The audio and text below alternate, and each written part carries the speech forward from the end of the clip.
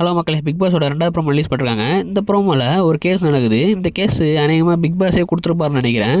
ஏன்னா நம்ம விஜய் பார்வதியும் கமருதனும் மயக்க மறைச்சி பேசுறதுனால வீட்டில் இருக்க எல்லா பொருளையும் எடுத்துக்கிட்டாங்க இல்லையா, அத்தியாவசிய பொருள் எல்லாத்தையும். அதையே ஒரு கேஸாக வச்சு எடுத்து நடத்த சொல்கிறாங்க. அதுக்கு ஜட்ஜஸ் யாருன்னா அதான் காமெடியே. ஒன்று வியானா, இன்னொன்று கானா வினோத்து எப்படியும் விஜய் பார்வதிக்கும் கமருதனும் சொம்படிப்பார். அது நேற்றே பார்க்கும்போது தெரிஞ்சுது. இன்றைக்கும் அப்படி தான் இருக்கும். எப்படி அவங்கள உட்கார வச்சாங்கன்னு தெரில. மேபி இவங்களே சூஸ் பண்ணுற மாதிரி இருந்ததான்னு தெரில. பார்ப்போம் என்ன நடக்குதுன்னு.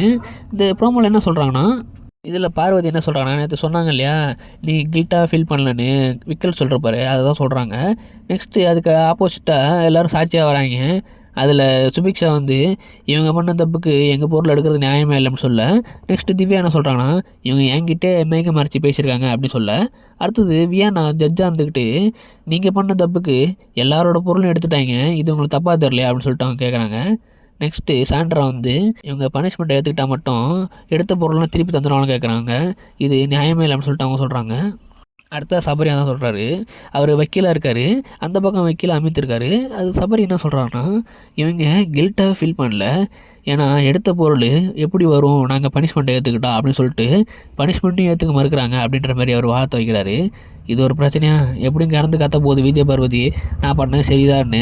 அது என்ன கணக்குனே தெரில. ஆனால் இதை விஜய் சேதுபதி இன்றைக்கி அட்ரஸ் பண்ணி தான் ஆகணும். ஏன்னா கேஸாகவே வந்துருச்சு. இல்லைனா கூட கடந்து போக வாய்ப்பு இருக்குது. அவர் அந்த பண்ணக்கூடிய ஆள் தான்.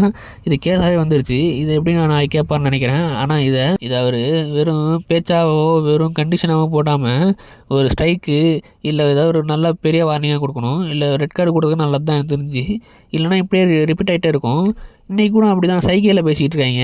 இந்தமாரி நிறையா விஷயம் நடந்துக்கிட்டே இருக்குது. இதை எப்படி தடுத்து நிறுத்துனே தெரில. பாப்பா என்ன நடக்குதுன்னு. இந்த மாதிரி நிறையா அப்டேட் தெரிஞ்சுக்க சேனலை சப்ஸ்கிரைப் பண்ணுங்க. அடுத்த வீடியோவில் பார்க்கலாம்.